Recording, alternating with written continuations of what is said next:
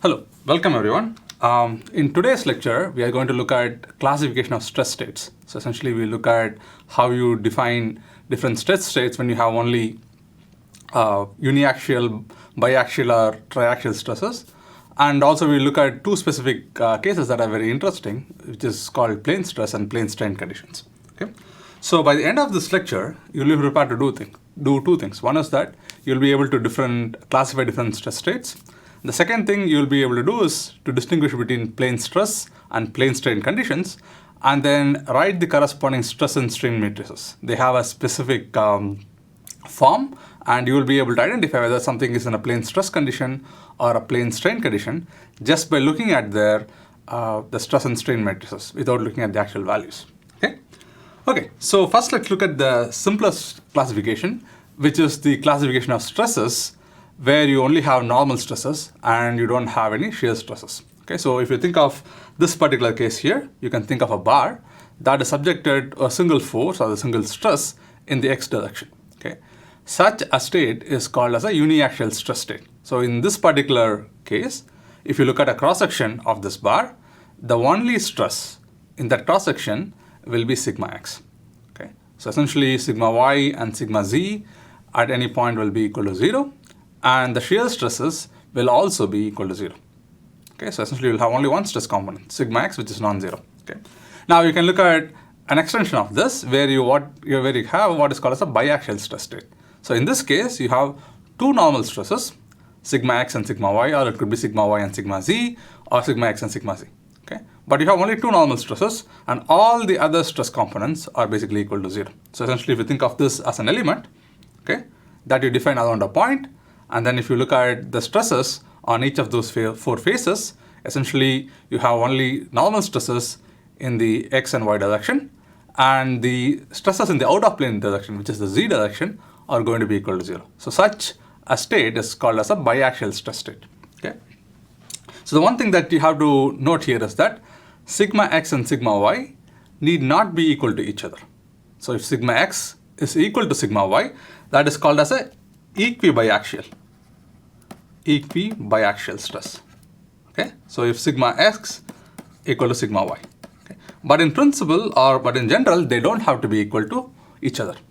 And you also need to know that sigma x and sigma y can be of opposite signs. So sigma x can be positive, sigma y can be negative, or vice versa.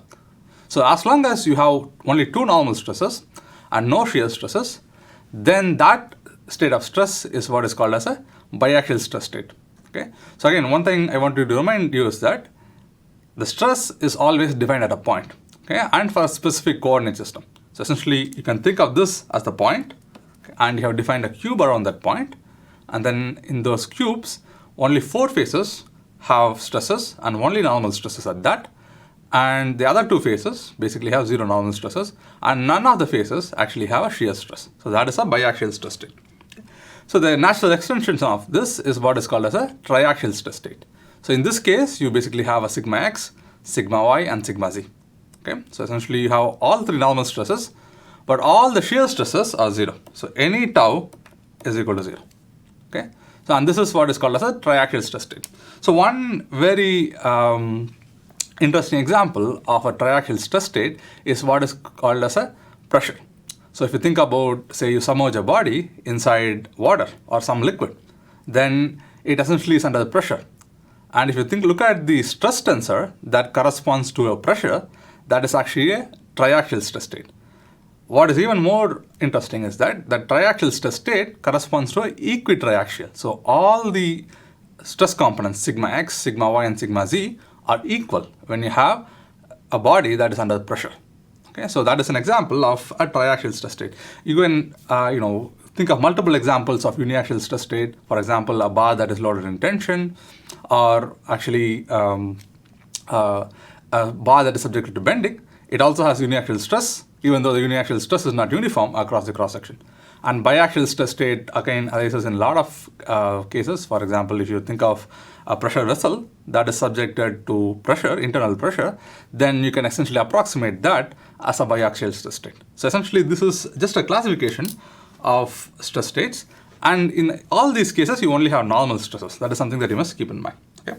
Now we look at another two classifications of stresses, what is called as a plane stress condition and a plane strain condition. And there are important differences between those two, and that's something that I would like to emphasize. Okay, so what is a plane stress? A plane stress essentially means that you actually have stresses only in a plane. So for example, if you think of the xy plane, okay, then any stress component that has a z subscript is 0. Okay, so sigma z is 0, tau xz is 0, and tau yz is 0. Okay, so essentially if you think of, a cube that is subjected to plane stress, so essentially you will have stresses on that face, you will have stresses on that face, but no stresses on the front face and the back face. Okay, so you'll have stress on the top face and the bottom face. Again, I'm assuming that this is x, and that is y, and that is z. Okay, so essentially you have stresses on the face that is perpendicular to the x-axis, on the face that is perpendicular to the y-axis, but no stresses on the face that is perpendicular to the z-axis. So if you look at this, you can basically have something like that. So that will be your sigma y, this will be your sigma x, and this stress is going to be a tau xy. Okay, but sigma z, tau xz, and tau yz, they're all 0. Okay, this is for a plane stress in the xy plane. You can similarly think of a plane stress in the xz plane or the yz plane. So if you have plane stress in the yz plane, for example, any stress component that has a subscript x is going to be equal to 0. So sigma x will be 0, tau xy will be 0, and tau xz will be 0. Okay, so again, you need to be a little bit careful when you think about plane stress, because plane stress means the stresses are contained to a plane, either the xy, yz, or the xz plane. Okay. So if you think about the plane stress condition, the Hooke's law that we learned in a couple of lectures back is going to become a little bit simpler, because some of the stresses are equal to 0. Okay, specifically, if you think about the plane stress in the xy plane, sigma z is going to be equal to 0. So if you look at the expression for epsilon x, okay, this is the general expression of the Hooke's law for epsilon x. Okay, but now sigma z is going to be equal to 0. Okay, which means that the expression for epsilon x becomes a little bit simpler. It's just 1 over e times sigma x minus nu times sigma y.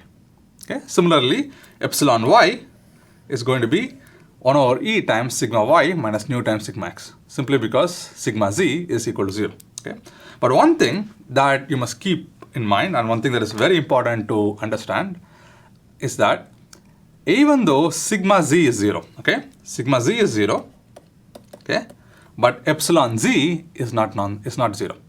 So even though you don't have a stress in the z direction, a normal stress in the z direction, you can still have a normal strain in the z direction. Okay, so that's why epsilon z is not equal to 0, but rather 1 over e times minus nu times sigma x plus sigma y. Okay, or to kind of write a little bit simpler, it's minus nu over e times sigma x plus sigma y. Again, I want to remind you that this is nu, which is the Poisson's ratio. Okay, not gamma, okay, which is the shear strain, something that you must keep in mind. Okay, so the expression for the normal strains are given by these three expressions, epsilon x, epsilon y, and epsilon z. When it comes to shear strains, because tau xz and tau yz are 0, your epsilon xz and epsilon yz will be 0. Okay, because the shear strains are directly related only to the shear stresses. So if tau xz is 0, epsilon xz has to be equal to 0. Similarly, because tau yz is 0, epsilon yz has to be equal to 0. However, epsilon xy is typically not 0, because you can have a shear stress still in this particular case. Okay, so this is where I want to kind of make a distinction between plane stress and biaxial stress. In biaxial stress, you only have sigma x and sigma y. In plane stress, you have sigma x, sigma y, and also tau xy. So you can also have a shear. Okay, so that is why your shear strain and shear stress both are not 0. Okay, so epsilon xy is of course tau xy over 2g, or if you want to write it in terms of gamma xy, again this is again gamma, gamma xy is going to be just tau xy over G, where G is the shear modulus. Okay, so essentially plane stress means you essentially have stresses in a plane. So you have sigma x, sigma y, and tau xy if you have plane stress in the xy plane. But you have actually 3 normal strains and 1 shear strain, epsilon x, epsilon y, and epsilon z, and also epsilon xy. Okay? So now, you can again think of plane stress in a different plane, for example, the xz plane. Then in that case, again, your epsilon x is not 0. Epsilon z is not equal to 0. Typically, it can be 0, but it is typically not 0. And epsilon y is also not 0, even though you have plane stress in the xz plane. Okay? And you also have epsilon xz not being equal to 0. Okay? And of course, you can still write the expressions for epsilon x, epsilon y, and epsilon z just as we wrote it for the xy plane. Okay? And then you can also find out what the stresses are. Okay? So why do we think of classifying stress states into plane stress and plane strain and so on? The reason is that plane stress actually becomes a little bit easier to analyze analytically. And also, it is often seen in engineering structures. So if you have a flat plate that is loaded along the plane of the plate, usually you have a plane stress condition. Okay? Or if you have a thin-walled pressure vessel, okay, so containers that contain gas at very high pressures, for example, right? So those pressure vessels, they also typically have a plane stress condition. Again, it is not perfectly plane stress, but you can essentially approximate it as a plane stress condition. Okay? And if you think of a rotating disk, that usually also has a plane stress condition. So what is common for all these cases is that one of the dimensions is usually much smaller than the other 2 dimensions. So if you think of a plate, of course, the thickness is actually very small compared to the length and the width, right? So if you think of a pressure vessel, so the radius or the circumference is actually quite a bit larger compared to the thickness of the pressure vessel. And if you think of a disk, again, the diameter or the dimensions in the xy plane is obviously much larger than the dimension in the z plane or in the z direction.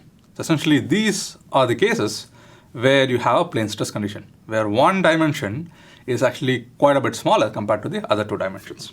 Okay? So if you want to kind of look at what the stress and strain matrices look under plane stress conditions, if you look at the xy plane, okay, what you'll see is that you have only 4 entries that are non-zero. Okay, so anything that basically has a z subscript is going to be equal to 0. So this entire column and that entire row is going to be equal to 0. Okay, so essentially you have only sigma x, tau xy, and sigma y. On the other hand, when it comes to the strain, epsilon z is typically not 0. Okay, epsilon z usually has a value. It's a non-zero value. But these 2 entries here, which are essentially epsilon xz and epsilon yz, those are going to be equal to 0. Because any strain that is dependent, any shear strain that is in the z plane is going to be equal to 0. Okay? So the main thing that you must notice is that when you write the stress and strain matrices for a plane stress condition, you have only 4 entries in the stress matrix, but you have 5 entries in the strain matrix. Or if you want to put it a different way, you essentially have 3 independent components or 3 non-zero components for the stress matrix and 4 non-zero components for the strain matrix. Okay, so that is something that you must keep in mind. So this is plane stress. Plane stress means you have stresses only in a plane and we have only 3 possible stress components. Okay, so you can similarly write the stress and strain matrices for plane stress in the YZ plane. In this case, of course, any stress component that has an X subscript is going to be equal to 0. Okay, so again, one of the rows is 0 and one of the columns is 0, but it's now a different column and a different row. Okay, because it's the plane stress condition in the YZ plane, not the XY plane. Okay, and if you look at the strain matrix, again, there are 3 normal strains and 1 shear strain. Okay, the other two shear strains are equal to 0. Okay, this is how the stress and strain matrices look like. Okay, so something that you must keep in mind and don't never forget, because it is easy to confuse the plane stress case and the plane strain case, which will go next. Okay, so the plane strain case is essentially a complement to the plane stress case. So when you have a plane strain case, you actually have strains only in a plane. So for example, if you have a plane stress in the xy plane, or sorry, a plane strain in the xy plane, then any strain component with a z subscript is going to be equal to 0. Okay, so your epsilon z is 0, epsilon xz is 0, and epsilon yz is going to be 0. Okay, so this is the complement to the plane stress condition. Okay, so here all the strains are contained in one plane. In this case, is the xy plane. So any strain component with a z subscript is going to be equal to 0. So now if you write the strain matrix, it is going to be similar to the stress matrix for the plane stress case. One row is going to be completely 0, and one column is completely going to be equal to 0. And you will have only 3 strain components. Okay, epsilon x, epsilon y, and epsilon xy. If it is the plane strain in the xz plane, then you'll have epsilon x, epsilon z, and epsilon xz. Okay, so anything that is related to, that has a subscript y, will be 0. On the other hand, the stress matrix is going to have 4 components. All 3 normal stress components and 1 shear stress component. Okay, so essentially, 4 out of the 6 independent components of stress are going to be present. So essentially, the sigma matrix for the plane strain condition looks like the epsilon matrix for the plane stress condition. Okay, but make sure that you don't confuse between these two conditions. Okay, so again, when you are given a plane stress or plane strain condition, still every equation that you derived for the Hooke's law still applies. Hooke's law is true for any condition. Whether it's plane stress, plane strain, uniaxial stress, uniaxial strain, or biaxial stress or triaxial stress, for any of the stress states, the generalized Hooke's law still hold good. So you can always relate the stress and strain using that particular set of equations. Okay, but for some cases, the equations simplify, especially for the plane stress condition, because one of the stresses actually becomes 0. Okay, so similarly, you can write here. I have done this for the xy plane. You can write the the stress and strain matrix for the plane strain condition for the xz and yz plane. Actually, let's actually do that. So let's think of the xz plane. Okay, and if you want to write the strain matrix, epsilon. So since it's an xz plane, you're going to have epsilon x. Okay, it's a plane strain condition, so epsilon y has to be 0. Okay, and you're going to have epsilon z. Okay, and epsilon xy has to be 0. So these two will be 0. Okay, and epsilon yz will be 0. So this will be 0, and that will be 0. But epsilon xz usually is not 0, and that is also going to be epsilon xz. Okay, so again, you have only 4 components, okay, of which only 3 are independent: epsilon x, epsilon z, and epsilon xz. Okay, so you can see similarities between this and that. Okay, again, one row or one column is 0, and one row is 0. Okay, but the actual components that are 0 are different. Okay, and if you want to write the stress matrix for a plane strain condition in the xz plane, because it's an xz plane, you're going to have sigma x, okay, and sigma z, and sigma y. Sigma y is also not 0 usually. Okay, so you have all 3 normal stress components. But then if you look at the shear stresses, you are not going to have tau xy, so that is going to be 0. Okay, and you are not going to have tau xz. This is going to be 0, and that is going to be 0. But tau xy or tau xz is not usually 0. So this is going to be tau xz here and tau xz here.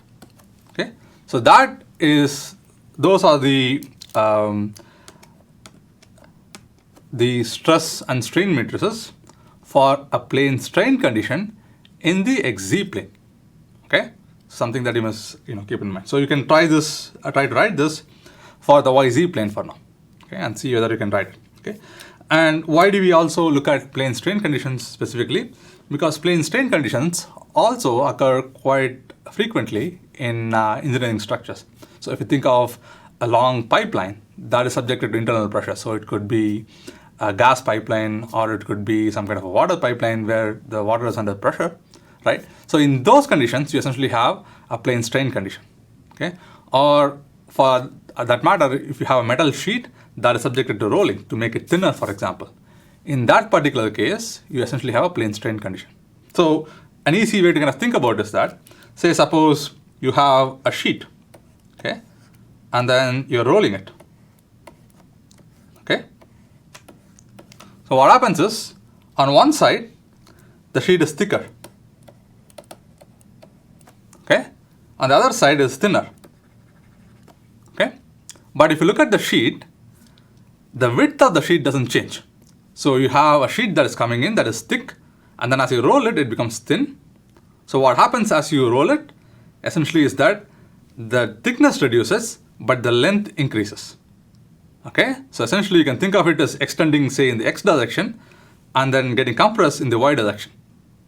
But the width of the sheet does not change, which means that epsilon z is 0.